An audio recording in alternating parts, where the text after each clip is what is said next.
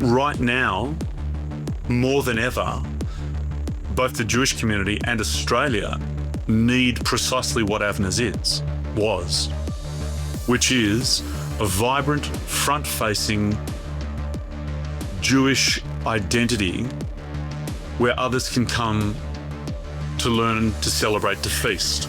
Hey everybody, this is Dani Valent and you are listening to Dirty Linen. I'm thrilled to bring you food stories wherever I may find them and gather together around great ingredients, good people, good backstories, good front stories, delicious things. Sometimes our stories are happy, sometimes our stories are a little bit mixed and perhaps even a little bit sad. We've been following the Victorian bushfires and telling some tough stories from country towns and regions in Victoria. If you listen to my little intro to the year, you'll know that I've also been very preoccupied with the terrible massacre that happened on Bondi Beach in December, where 15 innocent people were killed while celebrating Hanukkah, the Jewish festival of lights, no less. My guest today is Ed Halmagyi. Ed ran Avners Bakery in Surrey Hills in Sydney, proudly Jewish and serving delicious Locke's bagels and babka, all the good things. He closed the bakery in the wake of the Bondi killings, and I'm keen to hear all about it. Ed, welcome to Dirty Linen. G'day, mates. How you doing?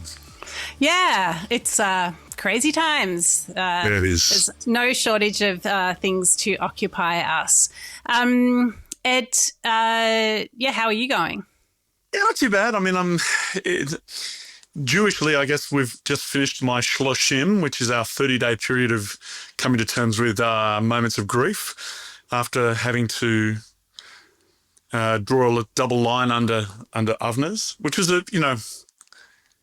for me, it was a real tragedy. It was all I'd ever really wanted to do. But I'm picking myself off the mat, and I've got possibility of some new projects, and, life keeps going. Well, it does. And a lot of people will know you from your work on TV. You cooked on Better Homes and Gardens for, I think, about 20 years. You're certainly a very well-known figure in Australian food. Tell us about Avners, the backstory, and then let's, talk about what happened there. Well, the idea was really fundamentally very simple. I am a baker, pastry chef through and through. That is just who I am. If you want to talk about the things that I enjoyed doing professionally, give me a mountain of flour, a little bit of butter, and some time to enjoy myself, and it's fantastic. I really do have such a beautiful emotional connection to the idea of bakery, but more than that is my long-held and deeply ingrained sense of hospitality. What I really love, what I love most about our industry, is the idea that we create things to make others happier, to bring joy into people's lives. And that's really the heart and soul of it. Just as a quick aside, I almost maybe hired one, possibly two people ever who actually had technical skills in their craft area, and I think they were both baristas. Everybody else was hired because they were wonderful people. I can teach you to bake, I can teach you to make pastry, I can teach you to serve or whatever, but I can't teach you to be really fantastic with people. And when that hospitality sat at the heart of what we were setting out to do, it was really important to ensure that was what we really put at the center of what we were doing in terms of sourcing people. So hospitality, that was kind of the big thing, creating a community-based business. And I'd love to talk more about community because that was a real big driver. But the other two bits were celebrating our Jewish food and showing people what it meant to be Jewish and Australian in what was 2023. I'm not Israeli. I'm Australian. I'm of Hungarian Jewish descent. I am so proud of both my Australian identity, my Jewish identity, and my Hungarian identity. But being Jewish matters to me, and I really wanted to share that. And how did you share it? Well, for starters, on a plate, or in a paper bag, or just popped into your mouth as a taster when you're walking by, and I didn't take no for an answer. Aggressive food tasting, maybe that's a new thing. Yeah, through food, yeah, but also through hospitality. One of the most lovely things about really traditional Jewish food experiences is the all-encompassing sense of inviting people to a common table. I mean, if you've ever been to a Jewish Shabbat dinner, you'll know what I'm talking about. I mean, it's raucous and it's loving and it's loud and there's more food than you need and then a little bit extra as well. But there's no hierarchy at the table, and it's a very, I don't know, it's a very welcoming space, which is something I really, really enjoy. But the other way was to stand up and be counted as a Jewish Australian. It's complicated because, like many communities, although perhaps more visibly so, Jewish Australians have tended to congregate in particular areas. We try to avoid the word ghetto. It has some unfortunate connotations for us. But, you know, I think we've adopted the term shtetl instead. Now, for those of you who don't speak Yiddish, shtetl just means village, and connotes all of the parochial ideas that may have going with it. So, yeah, it was a matter of you know, I mean, I walk around in a Magen David T-shirt, or I'm covered in Jewish tattoos, and I thought it was really important to stand up and represent, if you know what I mean. Yeah. And what sort of conversations would you have with people who notice that you were proudly representing your Jewish identity? Well, they run the gamut. Having spent so long working in the public eye, there would be no shortage of people who would come up and say, "What? I had no idea that you were Jewish. How very strange." You got a lot of that. Not everybody sounded like that, by the way. So there is a retirement village across the road, and so that's my best Alsatian accent. Hope you like it. But there was a lot of questions because I put a lot of stuff out on social about what we were doing, what celebrations were coming along, what was happening in the Jewish world, Jewish politics, international Jewish politics. I was very unafraid of commenting on it. I thought for a long time there was a bit of a divergence between my personal observations and that which came through the business. But given that the business was so centered around me, I guess they became easily intermingled. But other questions were very much about, you know, where the food came from, why these ingredients. Constantly being asked, why do you? It's Wednesday. I've come in for my challah. Why do I have to come in on a Friday? And then we'd start talking about Shabbat and rituals and all that kind of stuff. But yeah, the questions ran the full gamut. But in as far as Jewish identity was concerned, it was either mostly about ritual and culture, or a lot of it about politics. And that became more and more so over time. Was that something that you were up for? Were you expecting that? Did you have ready answers? Dani, do I look like I have a problem having a conversation? Well, you don't. And I think the main thing I heard about people going to Avners was that, and Ed was there and we had a great chat.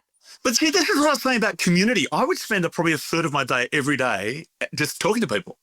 You know, Thursday mornings, I'd grab a bunch of kids' books, and there would always be the local, 1 to 4 year olds, and we'd just sit down on the footpath out the front. I'd just read them books for half an hour, 40 minutes. Sunday mornings, you'd get the Centennial Park bush care volunteers would come in. I'd just have a bunch of glass jars and some potting mix, and they'd pot some little seeds, and we'd take them to the aged care residence or the women's shelter or whatever. You know, we ran free cooking classes. When it would pour down with rain and all the outdoor seating would go, you know what we'd roll all of our equipment into the very far back of the production kitchen to set up the cafe in the kitchen. Why not? It was, I think that kind of hospitality is about saying to your guests, this is not my space, it's our space, and right now it's your space. And there's not many places that do that anymore, so I really loved having that opportunity. Yeah. I love to hear you say people came and asked questions, that they were curious, because I think curiosity a little bit more of it could get us a long way in understanding people expressing all kinds of cultures. I think often people come with embedded ideas about what it means to be a certain type of person, whether it's a religion or a race or that you come from a certain place. People have fixed ideas about that and don't allow themselves to lean into curiosity. Oh, don't worry. You got the full smorgasbord of flavours when it came to personality types with that in mind. Yeah, there were many who are curious. Interestingly enough, I find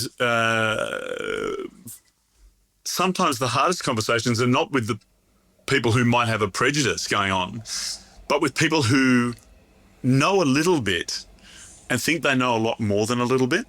They can be very hard people to converse with because you're not questioning their ability to learn, you're questioning how much they have learned so far. And I always found those conversations were maybe a little bit more challenging. But, we did have a lot of people who come along and wanted to know. We had people who came along and thought they did know. And then you'd have people who come along and had absolutely no interest in learning anything whatsoever. And that might be because they're not really there for that. They're just there to buy something to eat, which is great. Or there were people who literally would come along only in order to tell you how much they didn't want to be there, which I always found rather bemusing. Well, it's, credit to you that you found it simply bemusing, because a lot of people would find it, disheartening and sometimes scary. Tell me about some of the things that you did experience. So we were supposed to open on the 16th of October, 2023. We signed the lease in August, started moving stuff in September. But what happened was that as we rolled in the first of the really big pieces of equipment, it's actually two buildings side by side joined in the middle. And where the kitchen was, we rolled in a big bit of kit and the floor collapsed. And I don't mean like as in a small crack. I mean literally we suddenly had a basement. It's a very old, 1850s building, poorly maintained, no waterproofing. So we were quite delayed until the end of the year. But of course, what we couldn't have known when that was taking place in the last week of September is that just 10 days later, the worst massacre of Jews in 75 years would take place and completely upend everything. October the 7th, 2023, it was a galling day for many of us. For me, I found it doubly problematic because I knew that my brand new Jewish bakery project, which was on the cusp of opening, was about to be made very, very much more complicated. So while I was trying to get my head around the pain and the crisis, I thought I had also lost my my opportunity to do something for the Australian Jewish community. I thought it was all just going to collapse. But we held our nerve in spite of everything and kept going. But quite simply, from before we opened, we were inundated with abuse, threats, graffiti, vandalism, some of it annoying, other bits occasionally intimidating. In fact, the very first piece of graffiti went up before October the 7th. So there wasn't even a Gaza war yet. And I don't know what the restrictions are on your podcast, Dani, but you can beep it. It said, fuck off Jews on the side of the building. We weren't open and it was already starting. So,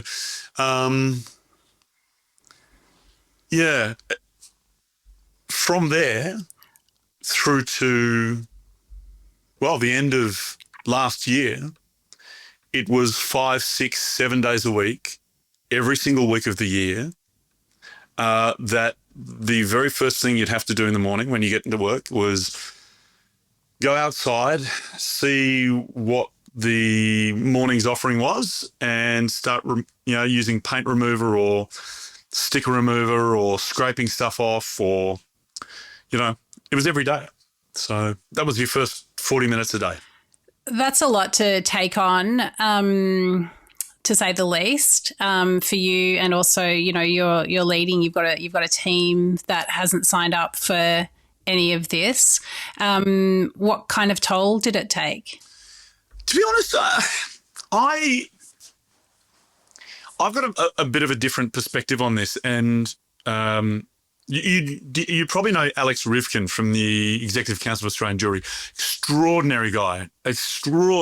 Really should be prime ministerial material, if you ask me. But he and I have a very different perspective on this. Part of his job is to make sure that everything is documented. My philosophy is that you have to draw a bright line distinction between the two types of problems that would come along. The first type are those which are acts of intimidation. The second is acts of violence. The key difference between them is not the substance of what the offence is, but rather what role you get to have in how it rolls out. You see, intimidation is something that is done with the intention of changing your mentality or behaviour. But that change can only happen with your consent. Your mindset, your feelings, your behaviour can only change because you say, yes, I am going to change it. Now, maybe you're changing it because you're intimidated or frightened, but it still needs your consent. Acts of violence do not require your consent. They happen to you whether you want them to or not. I don't know whether it's factually accurate or not, but I can say, as somebody who was on the receiving end of it for the better part of 800 days, it's really useful to be able to distinguish between how annoying someone is for putting super glue in the door locks again, so you can't get into the business, versus the guy who pulls out a knife on the footpath and tells you he's coming back to stab you. They're two very, very different things. I think the climate of creeping antisemitism, though, has made it easier for one thing to perhaps, in some cases, hopefully extremely occasionally, lead to another. Yeah, that's the bit I don't buy. That's the bit, and this, again, so many people in the Jewish community disagree with me, some very vocally, and it's good that we should be able to have this discussion from all perspectives. If you think about it from the most advanced version of non-violent act, and many people don't agree this is non-violent, there was a guy who was given a bunch of money to go and set fire to vehicles in Sydney's eastern suburbs. Now, is that violence? Nope. It's not. There was nobody hurt. For it to be violent, you have to be using the poetic interpretation of what violence is. You've got to give it a broader and more artistic sense. I don't agree that it's violence. And as much as anything else, when that happens, you have a chat to your insurer and a new vehicle arrives in 10 days, right? It's a solvable problem. The only lingering effect is how scared it makes you feel, yeah? And that is the intimidation that it was intended to do. No one really cares whether a car is burnt or not. The intention is to make the owner of the vehicle feel a certain way. It's not the inconvenience. It's not the flames. They're not the bit that they're trying to achieve. They're trying to instill fear. Should that be able to turn into something more? No, it shouldn't. Can it? Maybe, but I think it's a different decision-making process that's involved. There's a very different in my experience, a very different sort of person who, breaks the windows of a business or puts threatening notes under the door, as opposed to the people who actually turn up wanting to fight. In my experience, they're different sorts of people. So why did you end up closing Avners? Some of it I can talk about, and some of it I can't. Just there's ongoing investigations happening, and I respect the independence and integrity that needs to have. But suffice to say, there were a couple of ongoing threats, one of which was fairly real. I'll put it into context for you. This one that had been hanging around for a while was sufficiently problematic that I'd been back and forth with police very regularly over about a month. That morning, the Sunday, the 14th of December, I had another visit from police to let me know that they had progressed their investigation further, but I just needed to take all necessary precautions. When they left, about half an hour later, a vehicle came by, 3 guys in it. It's a ute, and one of the guys in front of about 40, 50 customers, because he pulled up at the lights. He produced a knife and yelled at me, "I'm coming back to cut your head off, you effing Jew." At which point, being me, I looked to sort of just, downplay things a little bit, because I don't want people feeling scared about it. But what I actually said to him was, "Oh, buddy, I'm so sorry. I've actually got some naprogesic back there. You're getting a bit crampy, are you?" He didn't think it was funny either, actually, Dani. But well, you should, because there is a compulsion, I think, for us to maintain our dignity, and I wasn't going to be intimidated by that. And more importantly, I didn't want 50 people, almost all of whom were families, many of them with young children, to be intimidated. They can make whatever decision they want. Stay, go, that's up to them. They need to decide for themselves. But I don't want them to be scared. But then a few hours later, a couple of guys of very similar disposition decided to make a fool of me and show me what it actually could become. Now, it's not that I was at any stage reckless. I don't think so. And it wasn't that I was in any way trivializing the nature of potential threats, because I didn't. I thought it was important to keep it in context. The problem was that the Overton window suddenly changed. The range of possible outcomes shifted permanently. Because it's at that point that I, just like you did a moment ago, had to ask myself an incredibly important question. What's the chance that this is going to get much, much worse and very, very quickly? Because in a world where nobody does that kind of pogrom, where nobody commits that kind of violence, it's much less likely that any other person turns around and says, that's actually a possibility. I could consider finding a weapon and slaughtering people. It's just not in their decision matrix. For some people it would be, but for them it would have been anyway. But once that door is opened, you can't close it again. Which meant that the cost-benefit equation had to be reconsidered, knowing that my family, my kids, my staff, many of whom are young, customers, many of whom have very young children, were suddenly front and centre in a world where someone could very much choose to bring direct violence either to me, to the business, or just to the shop and its environs and take everybody in. You don't know.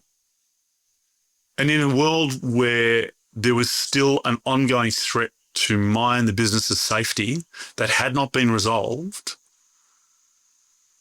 I couldn't take the chance of still opening. My plan initially was to take a few days, but within a very short period of time, it became abundantly clear to me that my family, particularly my wife, my kids,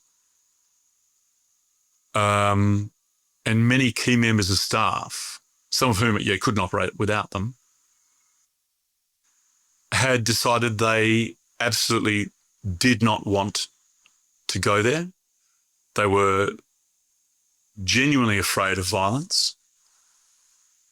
It had been non-stop for 2 years, and in their mind, this meant that there's no way it was going to end. It could only now increase.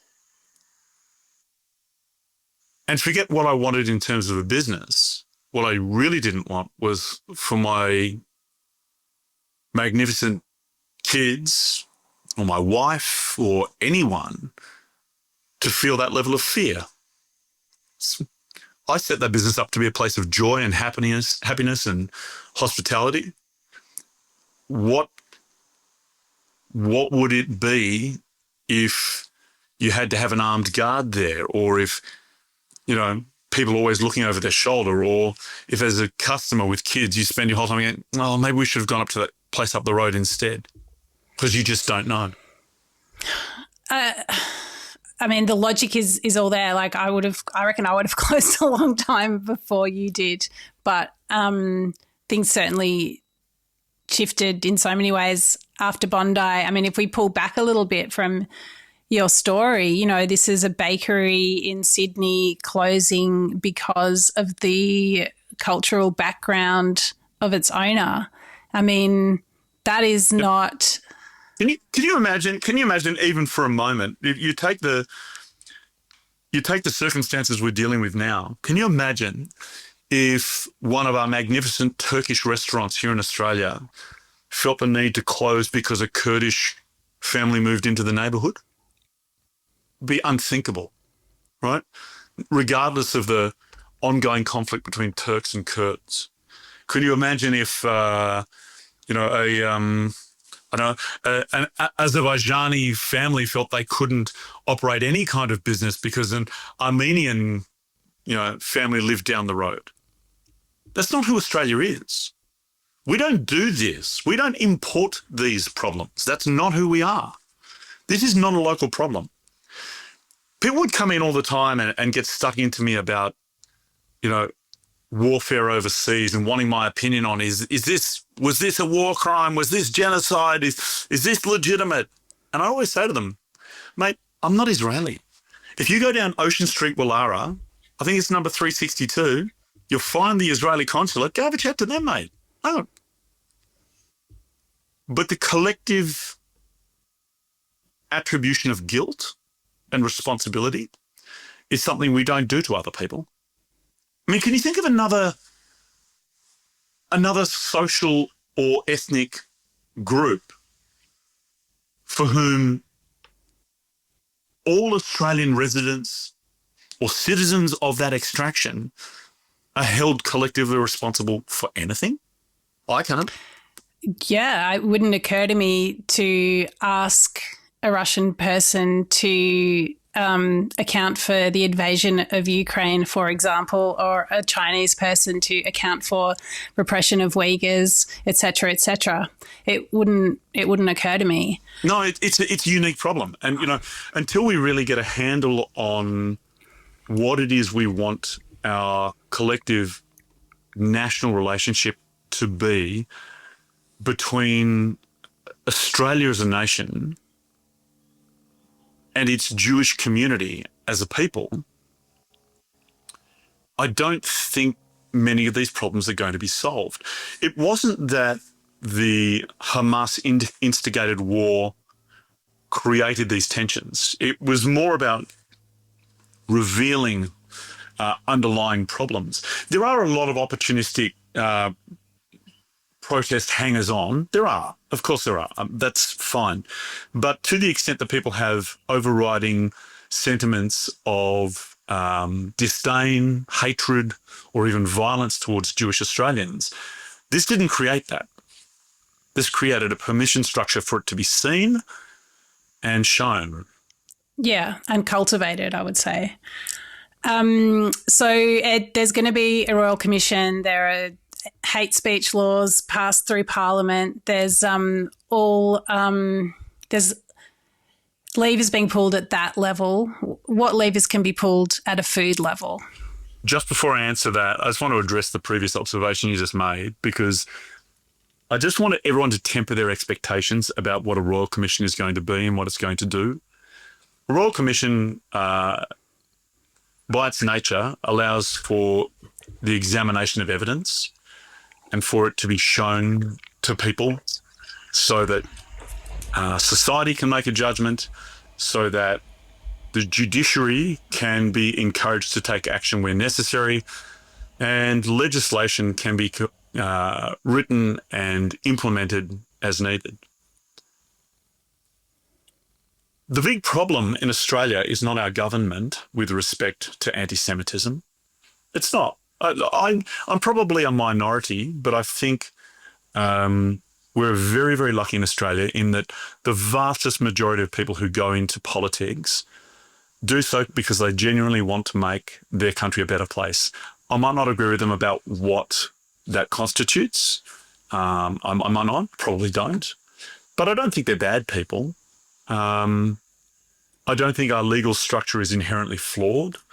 I think New South Wales Police in particular have been phenomenal. I mean, I really can't speak highly enough about what New South Wales Police have done, both in terms of their actions and the support that they've offered. The issue at the heart of this is social. And I'm very concerned that what we are doing in cultivating a Royal Commission is palming off the responsibility that lies properly at our own feet as a society of humans and trying to hand that off to politicians because it's easier. That's not going to give you the answer you're looking for. It's not going to give you the answer that you need. And I don't think it's going to solve the problem. And I think that's a very unpopular thing to say because people want to believe that there is an answer and that answer's coming. I'm just not so convinced. Well, I think anti-Semitism is a very old problem. And if a Royal Commission in Australia in 2026, 2027, whenever it's completed, can solve it, then that's great. But it would be unexpected. We would be pretty good, wouldn't we? It would be unexpected. How good would we be if we could solve that? It'd be great. I'm pretty agnostic on the question of a Royal Commission. I guess I'm always hopeful that, let's try. Sure, no worries. But let's come back to my question because we can do stuff. Can we? Can we do stuff? Can we do stuff with food? Wholeheartedly, darling. What I love about what you've done throughout your career is that you have held out the idea that through telling and sharing stories about who we are, we create better and closer knit communities. It's a lovely, you're very, very good at it. And it's something I've always tried to do with on-screen storytelling, with radio shows, books, whatever, is to tell those sorts of stories. And I think right now, what we really need is for the Jewish community to have the wherewithal to do exactly that. It's the saddest. Look, there is a part of me that is incredibly embarrassed about the decision that I made to close Avners. I'm not a weak person. That's not the thing. It's that right now, more than ever, both the Jewish community and Australia need precisely what Avners was, which is a vibrant, front-facing Jewish identity where others can come to learn, to celebrate, to feast. that's what it was meant to be. And right now, more than ever, it's so needed. And it's just so sad to me that right now is the time you can't have it. You know, but you know, you got to ask yourself, why did they attack Bondi? Simple, high profile, low security, or you know, low hanging fruit, however you want to put it, soft target, and guaranteed to create an effect throughout society. Generate fear by attacking an easy target and make sure it's as Jewish as possible. We were much the same. But what can food do? Food does something really interesting in that I think there's a big difference between the things you have to eat and the things you choose to eat. Now, I always used to say to whenever I was teaching young kids, you find it's really good. You find like a group, 13, 14-year-old boys who are a bit nervous anyway, and you find one, you make eye contact with them in the audience and you say, hey, mate, do you know how to make a really good chocolate cake? And they go, oh, no, I don't know. You say, let me tell you something. Any young man who can make a chocolate cake always has plans on a Saturday night. And they all, don't look at me. But it's true. It's true. I always tell young people, you got to learn to cook the stuff you need to eat. Absolutely, because that's a life skill. But learn to cook some things you don't need to eat. You just want to eat. Because that's where the kindness and the generosity comes from, where you do something for someone just because you think it'll make them smile, not because they need, 481 calories and some amount of fiber. It's not about that, And so my life as a pastry chef and baker was all about the things you don't necessarily have to eat, but they're good fun to eat. And, maybe that's what food can do now more than ever, which is to explore our more unusual flavors. I mean, one of the interesting things, as you know, but many don't know, is that there are 4 really big communities of Jews around the world. There are other smaller ones too, but Ashkenazis, our families, from Europe, Ashkenaz being the Yiddish word for Germany, or medieval Yiddish word. The Sephardis started in Spain, ended up in the Middle East, most of them, and then you got the Mizrahi who grew up in the Arab countries, Tunisia, Algeria, Iraq, so on and so forth. And they're very different culinary worlds. They're so different. And then you've also got Beta Israel, which is from Ethiopia. And into that, you got Cochin in India and you've got Kaifeng in China and whatever. But celebrating some of these more unique flavors is a great time to do that, because when you show someone something they don't already know, you have to have a conversation about it, which means you have to talk about its historic, its cultural, its narrative story. Why is it indigenous to a place? How did it become indigenous to there? Because often it's about migration patterns, and sometimes you'll be really good at it, and sometimes it'll be just as hard for you as for anyone else. I'm thinking of malawach. Do you know malawach? This flaky Lebanese flat bread. If you know how to do that, Dani, I'll see you here tomorrow to teach me, because that shit is hard, man. Man needs a project. It's such a project. And then you watch some amazing bubby and she's like, yeah, you do this, you do this. Oh, God, of course you do. But, and that's the other thing, actually, which I really love. I used to love about working on TV and also in teaching is it's okay for things to go wrong. Totally okay. Because, again, it starts conversations. And really, so much more important than how delicious the malawach is, so much more important than how tasty the malabi pudding is the conversation about what it is and where it came from and why it's important to you. Because by the time you're having those conversations, it's not that people get over any prejudices or fears. They actually forget they had them in the first place, which is a lot more effective. If you have to get past a prejudice by being intellectual, I don't know that it's very sticky, because you can always be talked back out of it. But when you are made to feel a connection that is real and powerful yourself, that hangs around. It's not sticky like a beautiful milk pudding threaded with rose water. Rose Maybe water, some yeah. cinnamon. Yeah, totally, Ed. I love that. I have one abiding memory of the Avners, I think it was the Instagram feed, and it was you glazing a babka, and it was the sizzle. I think that sizzle could solve a lot of problems. Yeah, absolutely. Do you know, babka's so interesting. So you're very lucky. In Melbourne, Zelda, Mariasha's place, I mean, gee, that girl can cook. Far out she can cook.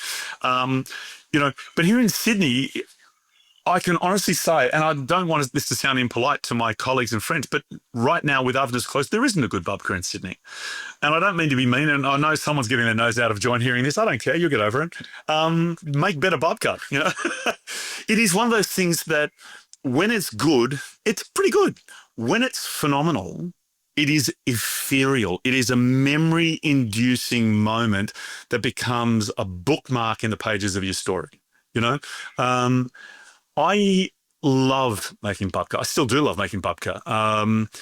It's a real labour of love. It requires genuine attention to detail. But you're right. That moment when it's first out of the oven and the cinnamon syrup hits it, amazing. It's good stuff. Well, Ed, may we all live in a world where people only get their noses out of joint about babka. Peace, love, understanding, babka, and maybe the perfect malawach. Thank you so much for joining me on Dirty Linen. Stay in touch. Can't wait to hear what you do next. Dani, it's been such a pleasure. Talk to you later on. Liakot. This is Dirty Linen, and I'm Dani Valent. We air the issues that the hospitality industry finds hard to talk about, hearing from different people with unique perspectives. We want to hear from you as well. If you have something that needs to be said about a topic, get in touch so we can include your perspective. Contact us at dirtylinen@deepintheweeds.com.au or hit us up on Insta at Dirty Linen Podcast. We can't wait to hear from you. This is a Deep in the Weeds production.